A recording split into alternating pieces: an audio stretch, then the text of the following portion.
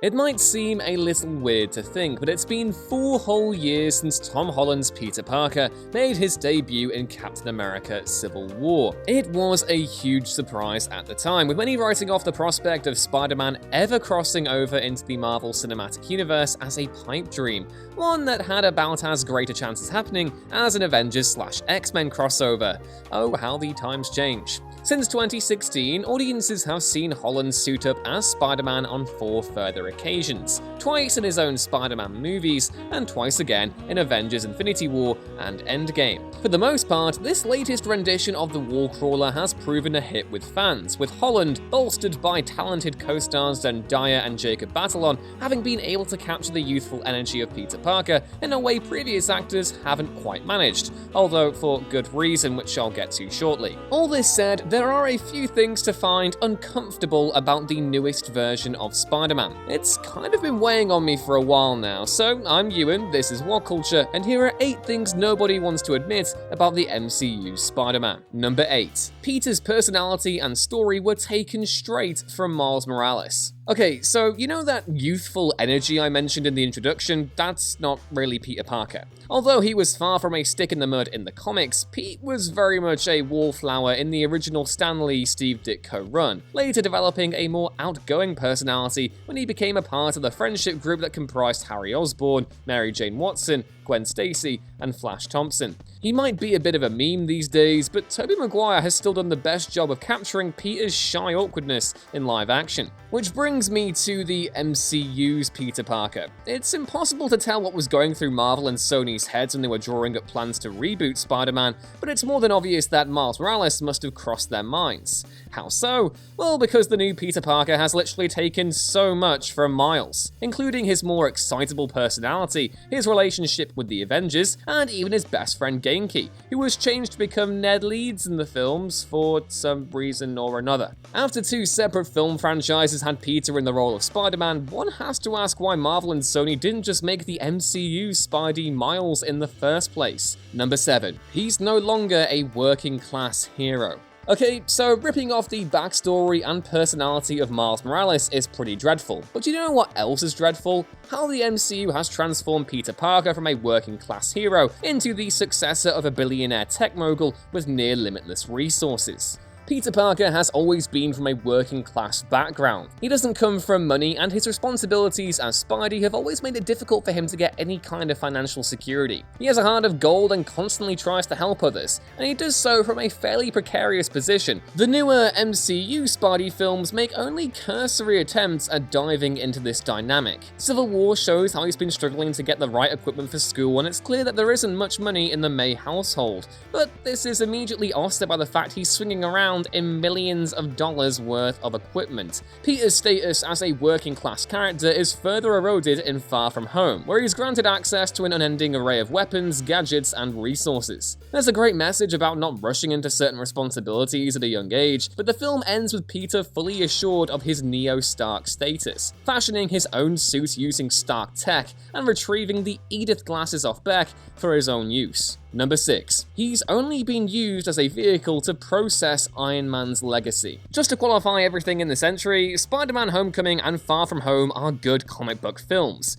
Within the context of the MCU specifically, they're actually excellent. Both films do a tremendous job with Spidey's villains, and there's a conscious effort made to reappraise the legacy of Tony Stark, albeit one that's sometimes at odds with Peter's own journey on screen. The issue with Homecoming and Far From Home isn't that they're bad comic book movies, but that they are bad Spider-Man movies. The high school element is the perfect setting for a story dedicated to exploring the web-slinger's mythology, but so far both have spent the majority of their time processing Iron Man's legacy and how Peter factors into it. Adrian Toomes is superbly reimagined in Homecoming, played to perfection by Michael Keaton, and he's actually my favourite MCU villain. Quentin Beck also gets the same treatment by Jake Gyllenhaal in the sequel. However, both characters serve near enough the same purpose in detailing how Tony Stark's arrogance did major harm. Both have their own motivations and differences, but their battles with Peter ultimately perform the same function in working through Iron Man's toxic legacy. Number 5. He was introduced in pretty much the worst way. Civil War has so many moving parts in it, and by far the most compelling is the battle going on between Steve Rogers and Tony Stark. Christopher Marcus and Stephen McFeely's adaptation of the Mark Millar and Steve McNiven comic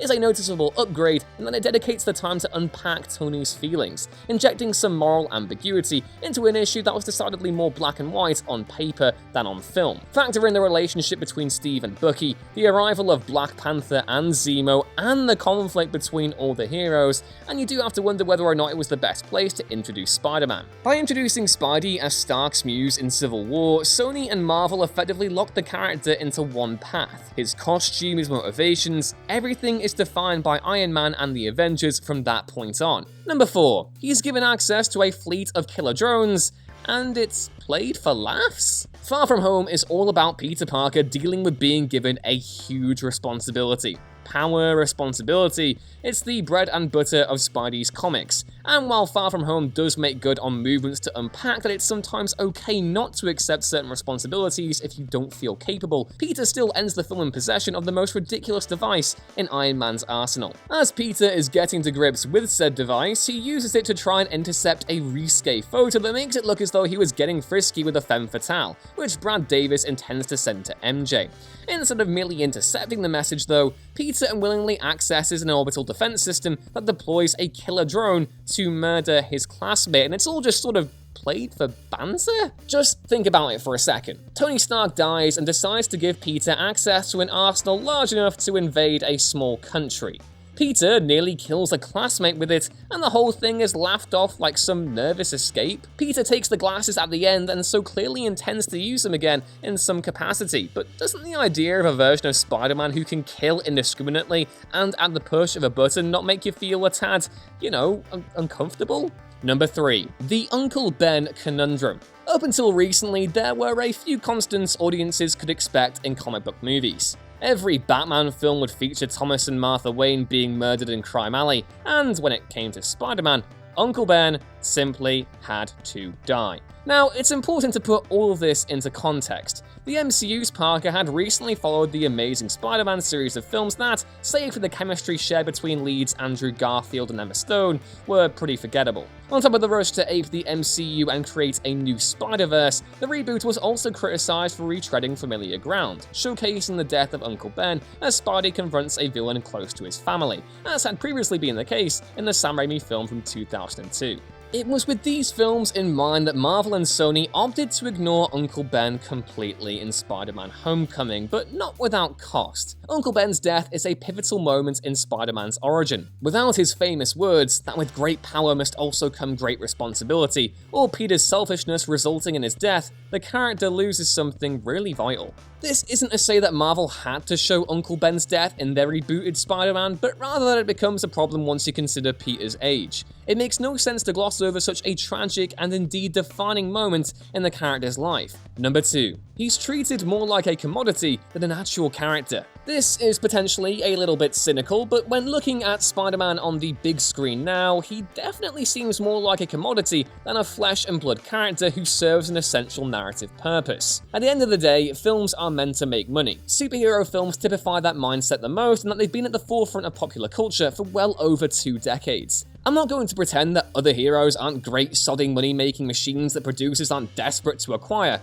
They are. But in the context of the MCU, they fulfill a narrative purpose. When it comes to Spidey though, you do get the sense that he's more an asset than an organic component of a given franchise. The Sony-Marvel deal works to each company's mutual benefit. Sony get to have a slice of the MCU pie, and Marvel gets to include their most popular character in their flagship franchise. It's a no-brainer, but it also seems more than a little disingenuous. Then there's the long-running Spider-Man and Venom crossover, a project bound to get true believers excited, but one that feels just about as unnecessary and contrived as 2016's Batman v Superman, and would seemingly repeat the same mistakes seen in 2007's Spider-Man 3. And number 1. He's been displaced as NYC'S hero. Spider-Man is the quintessential New York hero. Sure, most of Marvel's library have taken a permanent residence in the Big Apple, such as my favorite hero, Daredevil, but Spidey is definitely the city's super mascot. Admittedly, one of the most welcome changes about these new Spider-Man films has been seeing the character really stay close to Queens.